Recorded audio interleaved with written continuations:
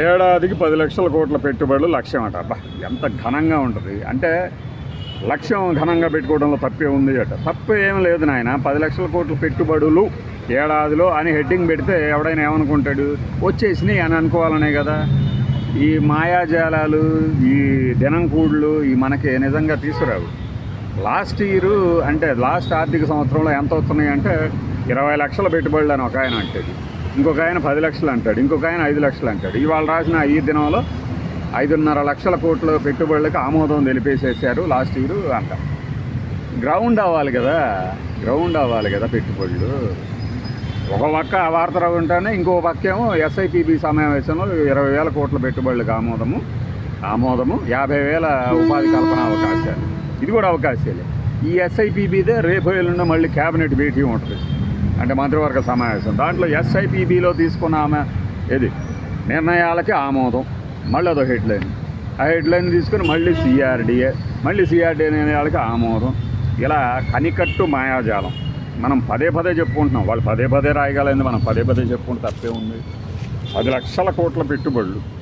నాకు కంగువా సినిమాను, అదే కంగువానే కదా మనోడిది, సూర్యాది. అప్పుడు తెలుగులో అడిగారు, ఒక 2,000 కోట్లు రావచ్చు అంటున్నారు, నిజంగా వస్తాయా అంటే ఏదో చెప్పాడు. I'm asking what is the crime in having a big target or big dream అన్నాడు ఆయన. కళలు ఉండటం తప్పులేదు, సిన్సియర్గా ఎఫెక్ట్ ఉంటాయి, కానీ నీ దగ్గర కంటెంట్ ఏముంది, దానికి 2,000 కోట్లు వస్తాయా లేదా అనేది నీకు తెలియాలి కదా. నీకు తెలుసు కదా, నీకు అంచనా ఉంది కదా, నువ్వు అనుభవజ్ఞుడివి కదా.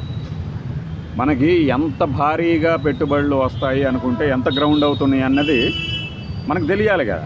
మనం ఫస్ట్ టైం మన ముఖ్యమంత్రిని కాదు కదా. అందుకే ఇది చాలదు అంటుంది. అందుకే అనమాట క్వాంటమ్ కంప్యూటర్ అనేది ఏంటి, క్వాంటమ్ కంప్యూటింగ్ అనేది ఏంటి జనాలకి చెప్పకుండా వచ్చేస్తుంది అంటే నాకు చూచాయిగా మెల్లిమెల్లిగా అర్థమవుతుంది. జనవరిలో వచ్చేది కంప్యూటర్ ఏమోనని, అది కూడా రాదేమో మరి. ఎందుకంటే క్వాంటమ్ కంప్యూటింగ్ అనేది, కంప్యూటర్లు అనేవి మీరు ఎక్కడైనా ఎదకండి, ఏమైనా కనపడితే నాకు చూపించండి ఒక విజువల్. దాన్ని IBM మరి ఆవిష్కృతం చేయబోతుంది అమరావతిలో. గాల్లో అయితే చేయలేదు కదా, ఖాళీ నేలలే ఉన్నాయి. జూలై వచ్చింది, భారీగా వానలు పడుతున్నాయి. ఇక 4 నెలలే ఉంది, August, September, October, November, December, 5 నెలలు, 6 నెలలు వేసేసుకోండి. ఏంటి అప్పుడు మళ్ళీ శూన్యమాసం వచ్చిందని ఆపేస్తారా ఇంటి పనులు?